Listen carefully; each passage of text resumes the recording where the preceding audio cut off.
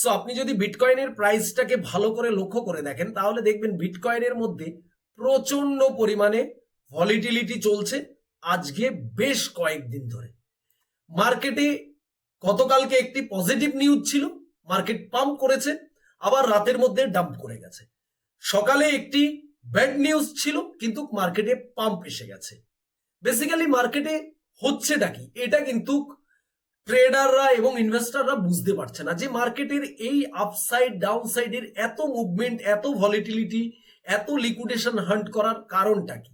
So basically আজকের ভিডিওটা অনেক অনেক ইনফরমেটিভ হতে চলেছে।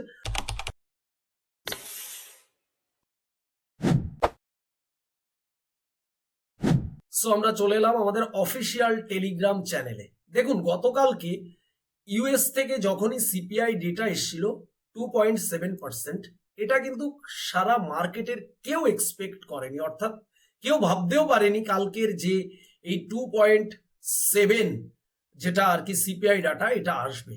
আর এটা আসার পরেই মার্কেটের মধ্যে একটা আমরা বড় মুভমেন্ট দেখতে পেয়েছি, কিন্তু এই মুভমেন্টটা বেশি সময় কিন্তু স্টেবল হয়নি। তারপরে মার্কেটের মধ্যে আবার রাতের মধ্যে আমরা দেখেছি ডাম্প করে গেছে। তারপরে গতকালকে আমরা কিন্তু ভিডিও দিয়েছিলাম যে সিপিআই ডেটা 2.7 এবং তার পরের দিন অর্থাৎ আজকের দিন 19শে ডিসেম্বর অর্থাৎ ব্যাংক অফ জাপানে যে রেট হাইক করার প্রবাবিলিটি চান্স ছিল, ফাইনালি সেটা সকালবেলায় কিন্তু আমরা দেখতে পেয়েছি হয়েছে 25 বিপিএস এর ওপরে, যেটা বিগত 30 বছরের মধ্যে জাপান করেনি।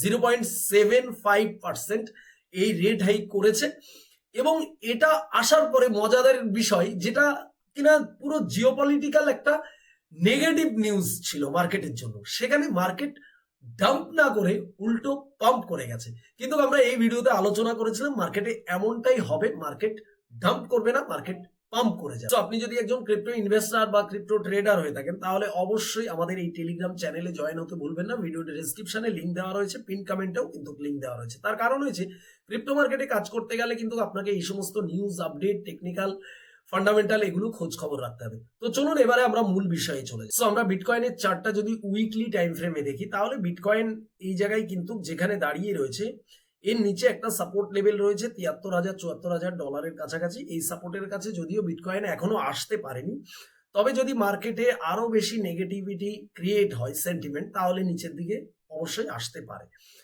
এখন কথা হয়েছে বিটকয়েন এই যে জায়গাটাতে দাঁড়িয়ে রয়েছে সাইডওয়েজ হয়ে, এখান থেকে উপরে যাবে না নিচে আসবে এটা কেউ বলতে পারবে না, রাইট?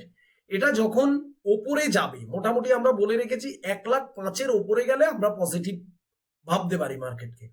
আর যদি কোনো কারণে এই সাপোর্ট লেভেলের কাছে আসে মার্কেট, তাহলে মার্কেট কিন্তু আরো নেগেটিভ হবে এবং এখানে একটা বাইং নতুন করে আসতে পারে, সেটা ডিফারেন্ট জিনিস, আলাদা জিনিস। কিন্তু আজকে যে মেন বিষয়টা সেটা হচ্ছে এই মুহূর্তে মার্কেটের নেক্সট মুভমেন্ট কি হতে পারে সেটা জানার জন্য আমাদের ছোট টাইম ফ্রেমে যেতে হবে। যারা সুইং করছেন বা যারা ফিউচার করছেন, যারা পজিশনাল ট্রেড করছেন, তাদের জন্য সব থেকে ক্রিটিক্যাল জোন হয়ে দাঁড়িয়েছে মার্কেটের এই সিচুয়েশন গুলো, যে এই মুহূর্তে আমরা দেখতে পাচ্ছি মার্কেট কখনো পাম্প হয়ে যাচ্ছে, কখনো ডাম্প হয়ে যাচ্ছে, আনসার্টেনিটি প্রচুর দেখা যাচ্ছে। সেটা নিয়ে আমরা আলোচনা করার জন্য ছোট টাইম ফ্রেম 5 মিনিট 15 মিনিটে দেখবো। সো বিটকয়েনের এটা 15 মিনিটের চার্ট। বিটকয়েনকে আমরা এখান থেকে কিন্তু উপরে যেতে দেখেছি, তারপরে এখান থেকে বিটকয়েন ড্রপ করেছে, করার পরে এখানে কিন্তু আবারও এই রেজিস্ট্যান্সের কাছে গেছে, যাওয়ার পরে ফাইনালি বিটকয়েন ড্রপ করেছে এবং এই লেভেলে কিন্তু একটা সাপোর্ট তৈরি করেছে, অর্থাৎ লো তৈরি করেছে, করার পরে সেকেন্ড মুভমেন্ট নিয়েছে যেটা আগের হাইয়ের থেকেও নিচে। তারপরে আবারও বিটকয়েন ড্রপ করেছে, করে কিছু সময় সাইডওয়েজ ছিল, তারপরে বিটকয়েন আবার একটি নতুন লো লাগিয়েছে, আবার একটা হাই লাগিয়েছে, তারপরে আবার অনেক বড় ড্রপ বিটকয়েন করেছে, করার পরে আবার এখান থেকে কিছুটা পুলব্যাক এসে আবারও নেমেছে। এইভাবে বিটকয়েনটা চলছে, আমরা বেশ কিছুদিন ধরে দেখতে পাচ্ছি। এটাকে যদি অলমোস্ট আপনি এইভাবে ড্রয়িং করেন তাহলে আপনি দেখতে পারবেন যে বিটকয়েন কিন্তু একটা ডাউন ট্রেন্ডের মধ্যেই রয়েছে, অর্থাৎ হায়ার লো লোয়ার হাই করতে করতে এইভাবে নিচের দিকেই আসছে বিটকয়েন। এবার এই যে বিটকয়েনের মধ্যে এই যে পাম্প ডাম্প গুলো আমরা দেখতে পাচ্ছি বিগত কয়েকদিন ধরে, ধরেন এই রেঞ্জে একটা পাম্প আমরা দেখতে পেলাম, আবারও ডাম্প করে গেল, এই রেঞ্জে আমরা একটা পাম্প দেখতে পেলাম, আবারও ডাম্প করে গেল, এই যে যেটা জাপানের নিউজ আসলো সেখানেও পাম্প করে গেল। এখন কথা হচ্ছে এবার বিটকয়েন এখান থেকে কি পাম্পই করবে না ডাম্প করবে, সেটা আমরা একটু দেখবো। অল ওভার আমরা যদি টেকনিক্যালি চার্ট দেখি তাহলে বিটকয়েন কিন্তু ডাউন ট্রেন্ডে রয়েছে, অর্থাৎ নিচের দিকেই যাওয়ার চেষ্টা করছে বেশি। এবার এটাকে আমরা একটু 5 মিনিটে কনভার্ট করি। 5 মিনিটে কনভার্ট করলে আমাদের বুঝতে সুবিধা হবে। 5 মিনিটের চার্টে আমরা যেটা দেখতে পাচ্ছি, বিটকয়েন এখানে কি করলো, এখান থেকে একটা র্যালি নিল, নেওয়ার পরে এখানে ড্রপ করে গেল, করার পরে আবারও এখান থেকে একটা পাম্প দেখালো, আবারও এখানে ড্রপ করলো গতকালকে, আজকে আবারও পাম্প করলো। এবার এখানেও কিন্তু আমরা সিমিলার একটা জিনিস দেখতে পাচ্ছি, এই যে উপরে আমরা একটা ট্রেন লাইন ড্রয়িং করে রেখেছি, এই যে ইয়েলো কালারের, এখানে একটা হাই লাগিয়েছে বিটকয়েন, তারপরে সেকেন্ড এখানে একটা হাই লাগিয়েছে, তারপরে এই যে থার্ড আজকে একটা হাই লাগিয়েছে, অর্থাৎ একটা ট্রেন লাইনের দিকে। এবারে ওপরের হাই থেকে পরের হাই নিচে, তারপরের হাই আরো নিচে।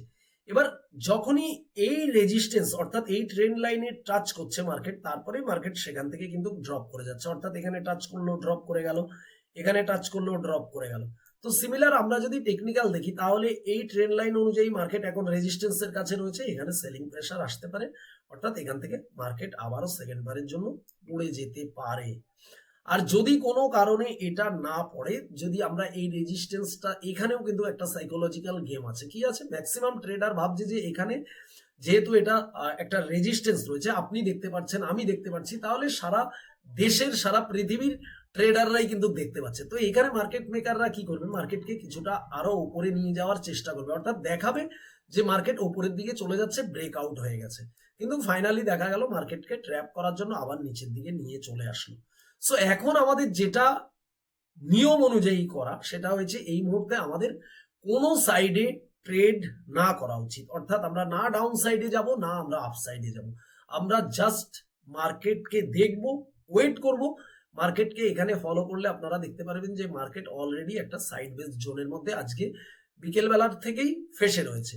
সো মার্কেটে যদি ফাইনালি মুভমেন্ট উপরের দিকে আসে, এই ট্রেন্ড লাইনকে ব্রেক করে, তাহলে এখান থেকে যদি রিটেস্টমেন্ট নেয়, রিটেস্টমেন্ট নিয়ে যদি মার্কেট ফাইনালি উপরে ওঠার চেষ্টা করে এবং উপরের হাইকে ব্রেক করে, তাহলে আমরা বুঝবো যে মার্কেটের নেক্সট মুভমেন্ট এবার কিন্তু উপরের দিকে বেশ কিছুটা যেতে পারে। আর যদি কোনো কারণে মার্কেট এখান থেকে আবারও ড্রপ করে যায় এবং একটি পুলব্যাক নিয়ে আবার নেগেটিভ সেন্টিমেন্ট তৈরি করে নিচের দিকে আসার চেষ্টা করে, তো তাহলে আমরা বুঝে নেব এই যে আজকে জাপানের নিউজ আসার পরে এই যে র্যালিটা ছিল, এটা একটা ফেক র্যালি ছিল, এখান থেকে মার্কেট আবারও নিচে আসবে এবং ফাইনালি যদি মার্কেটের মধ্যে এই স্ট্রাকচার আমরা দেখতে পাই, তাহলে দেখবো যে মার্কেট সত্যি নিচের দিকে আসতে। সো অল ওভার আমি এটাই বলবো, যারা লং টাইমের জন্য মার্কেটটাকে দেখছেন তারা পজিটিভ থাকতে পারেন, কোনো সমস্যা নেই। আর যারা ট্রেডিং করছেন তারা একটু বি কেয়ারফুলি ট্রেড করবেন, তাড়াহুড়ো করে ট্রেডিং করবেন না। আগে মার্কেটকে বুঝুন, মার্কেটের সাইকোলজিকে বুঝুন, মার্কেটের চার্ট প্যাটার্নকে বুঝুন, বুঝে তারপরে ফাইনালি মার্কেট কি করছে, তাড়াহুড়ো করবেন না যে মার্কেট উপরে চলে যাচ্ছে, ব্রেকআউট দিয়ে দিচ্ছে, চলে যায় উপরে। কেননা গতকালকেও ব্রেকআউট দিয়ে দিয়েছে 2.7 যখন সিপিআই এসেছিল, তখন মানুষ তাড়াহুড়ো করে ঢুকেছে, ট্র্যাপ হয়ে গেছে। আজকে মানুষ ভেবেছে সকালবেলায় যে জাপানের নিউজটা মার্কেট ড্রপ করবে, তাড়াহুড়ো করে ঢুকেছে, মার্কেট ট্র্যাপ করে উপরে চলে গেছে। তো মার্কেটের নিউজের সাথে সাথে আপনাকে বুঝতে হবে যে অ্যাকচুয়ালি মার্কেটের সেন্টিমেন্ট কি আছে, এখন কারা মার্কেটে বসে রয়েছে। তো এগুলো না বুঝে যদি আপনি কাজ করেন, তাহলে আপনি প্রতিটা সাইডেই কিন্তু ট্র্যাপ হবেন। সো যাই হোক, ভিডিওটা আশা করব আপনার জন্য অনেক হেল্পফুল একটা ভিডিও ছিল। যদি চ্যানেলে নতুন হয়ে থাকেন তাহলে অবশ্যই চ্যানেলটিকে সাবস্ক্রাইব করে রাখবেন, পাশের বেল আইকন প্রেস করে রাখবেন। এটা আমাদের নতুন চ্যানেল, এই চ্যানেলে আমরা টেকনিক্যাল অ্যানালাইসিস ভিডিওগুলো আপনাদের ফ্রি অফ কস্টে দেওয়ার চেষ্টা করব। আমাদের যত ধরনের টেকনিক্যাল অ্যানালাইসিস আছে, সব টেকনিক্যাল অ্যানালাইসিস একদম বেসিক থেকে অ্যাডভান্স লেভেল পর্যন্ত। তো অবশ্যই সাথে পাশে থাকবেন। আর ভিডিওর ডেসক্রিপশনে কিন্তু আমাদের টেলিগ্রাম চ্যানেলের লিঙ্ক রয়েছে, জয়েন হতে ভুলবেন না। সো দেখাবে নেক্সট ভিডিওতে, সবাই ভালো থাকবেন।